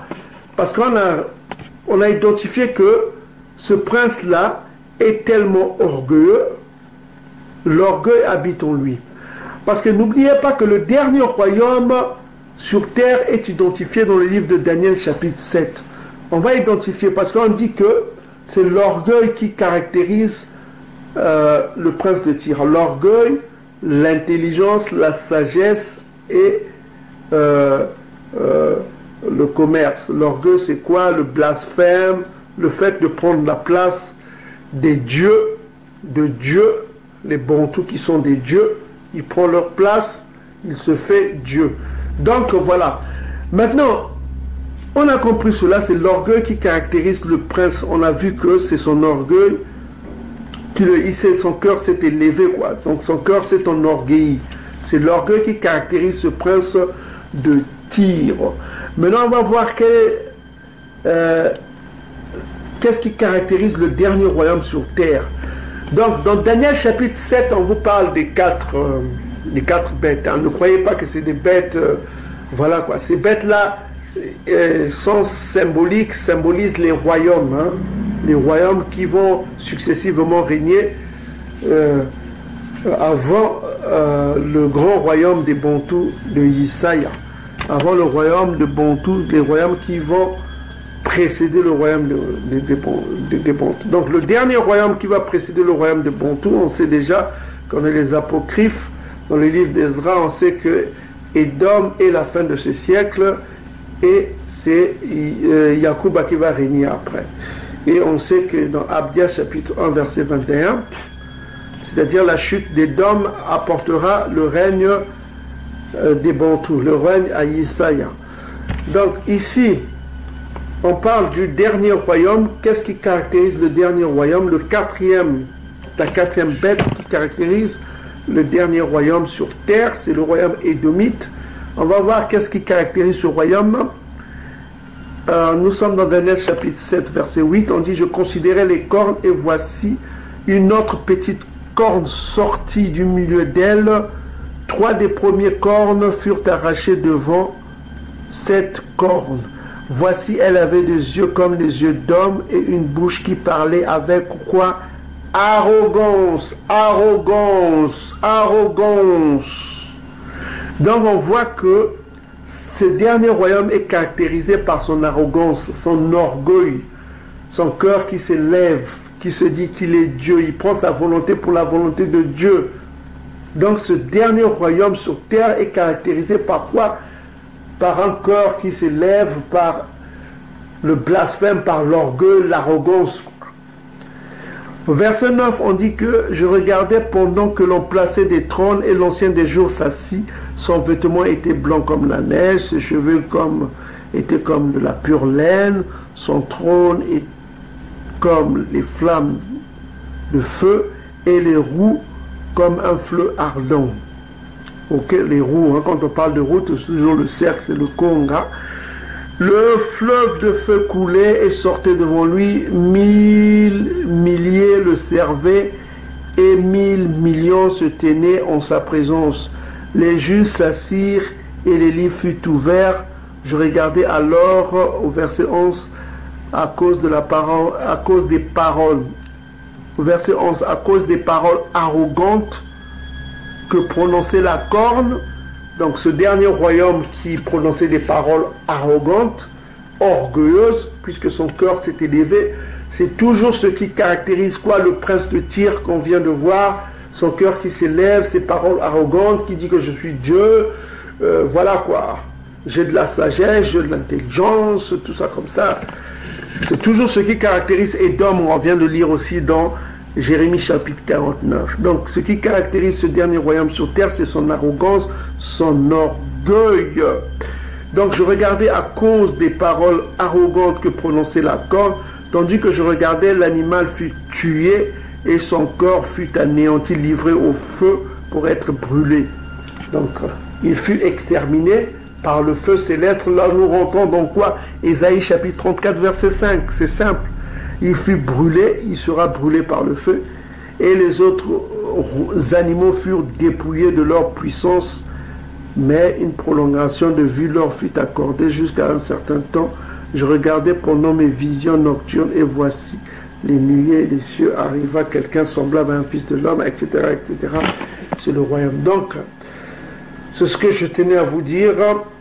Donc, le dernier royaume sur la terre est caractérisé par son orgueil, son arrogance. Maintenant, au verset 11, on va voir qui est le roi de Tyr et on va s'arrêter par là. Donc, la parole de l'Éternel, nous sommes dans Ézéchiel 28, verset 11. La parole de Yakongo me fut adressée en ce mot. Benamontu prononce une complète contre le roi de Tyr, le roi du rocher. Toujours, tu lui diras ainsi par Yakongo, tu mettais le sceau à la perfection. Donc on voit avec le père du prince, on voit qu'on utilise le passé. On parle au passé. On vous l'a déjà expliqué dernièrement. Alors qu'avec le prince, on parlait au présent. Mais ici, on parle au passé. Ok? Tu lui diras ainsi par Yakongo, tu mettais le sceau à la perfection, tu étais plein de sagesse, parfait en beauté, tu étais en Éden. On voit que lui, le père était à Éden, le jardin de quai. Tu étais couvert de toute espèce de pierres précieuses. On va citer des tambourins, des flûtes, des tambourins, des flûtes étaient à ton service, préparés au jour où tu fus créé. Donc c'est une créature angélique, puisque le verset 14 confirme cela. Tu étais un chérubin protecteur aux ailes déployées. Je t'avais placé, tu étais sur la sainte montagne de Tatanzambi. Tu marchais au milieu de pierres étincelantes. Tu étais intègre dans tes voies depuis le jour où tu fus créé, jusqu'à ce que celui où l'iniquité a été trouvée chez toi. Ok? Donc il a péché quoi? Par ta grandeur et ton commerce, tu as été rempli de violence, donc il est réputé pour sa violence. Tu as péché et je te précipite sur la montagne de Tatanzambi. Je te fais disparaître, chérubin protecteur, du milieu des pierres étincelantes. ton cœur s'est égaré à cause de ta beauté. Tu as corrompu ta sagesse par ton éclat et je te jette par terre. Je te livre en spectacle au roi. Verset 18. Par la multitude de tes iniquités, par l'injustice de ton commerce, tu as profané tes sanctuaires.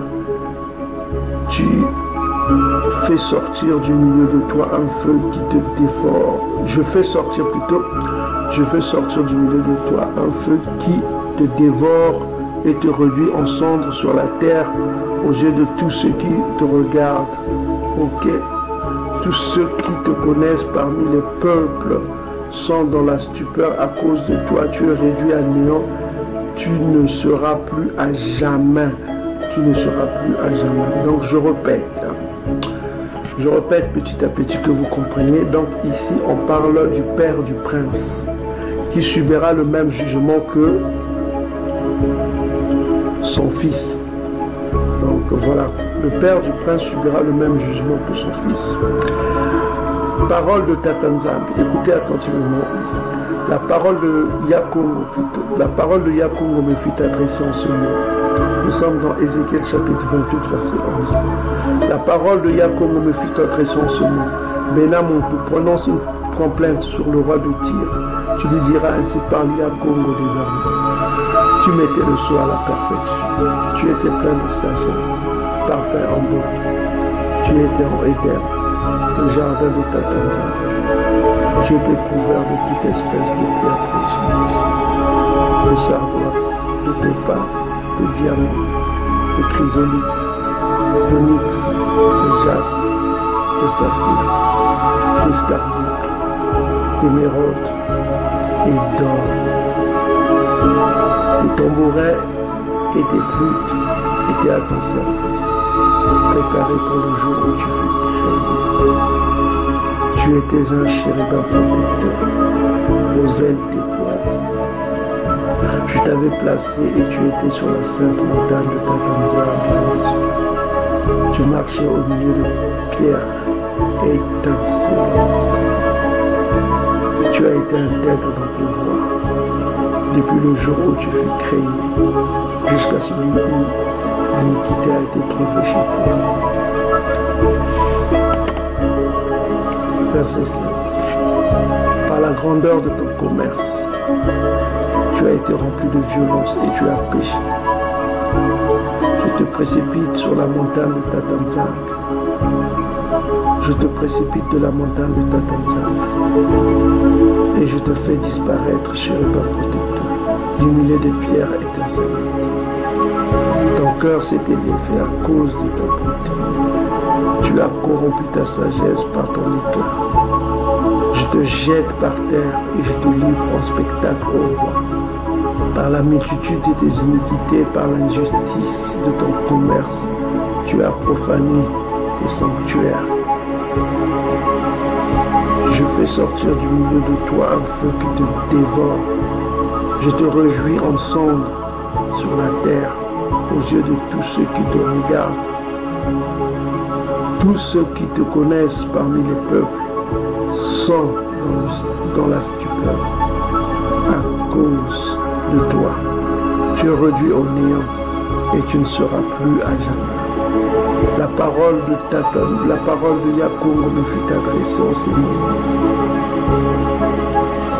Gloire à Yakongo. Donc il subira le même sort que son fils. Il sera détruit à jamais. Bon, maintenant je vais vous laisser avec une réflexion. Vous allez réfléchir à ça. Vous allez sur Wikipédia, vous tapez Europe, fille d'Agénor. Donc pour connaître l'origine du mot Europe, fille d'Agénor. Donc vous êtes sur Wikipédia. Vous allez connaître l'origine du mot Europe. Prenez note. Allez sur Wikipédia, vous tapez, vous allez sur Google, vous tapez Europe, fille d'Agénor. On dit ceci, dans la mythologie grecque, Europe en grec ancien, Europée, est une princesse phénicienne, fille d'Agénor, roi de quoi? De Tyr, roi de Tyr. et de Téléphassa, et sœur notamment de Cadmus. Point. Donc le mot Europe tire son origine d'une princesse qui s'appelle la fille d'Agénor, qui est le roi de Tyr. Le roi de Tyr et de Téléphassa. Donc le mot d'origine, le mot Europe tire son origine sur une princesse phénicienne, fille d'Agénor, qui est roi de quoi? De Tyr, c'est-à-dire du rocher, de Tyr. Donc vous allez réfléchir à ça, vous allez faire une réflexion, que votre esprit comprenne ce qui est dit. Ok mes frères et sœurs, l'origine du mot Europe, ça tire d'une divinité phénicienne qui est la fille du roi de Tyr. Roi de Tyr. On vous a dit qui est le roi de Tyr, que chacun fasse sa réflexion. Soyez bénis peuple Bantou. Donc pour notre bien-aimé frère Bilongo, c'est l'explication qu'on voulait vous donner, qu'on voulait te donner, permet qu'on te tutoie. Hein. Donc voilà quoi. Ce que tu dois comprendre, c'est que le prince de Tyr se réfère à Édom, et on l'a prouvé. Le roi de Tyr se réfère au serpent ancien. Donc qu'est-ce qu'on veut nous dire là? On veut nous dire ce que l'on nous a dit déjà dans Exode chapitre 4, 22. L'archange Congo a un peuple et le chérubin jadis a aussi un peuple. C'est ce que tu dois comprendre. Et rien ne peut changer, ce ne sont que des vérités. On ne fait que révéler la vérité, c'est ce qui est écrit. Voilà. Que ceux qui ont la compréhension comprennent. Voilà quoi. Tout est spirituel. Donc, voilà, soyez bénis. Partout où vous êtes, peuple Libélouk, à tous les frères et sœurs. Soyez bénis. Matondo, Matondo, Matondo.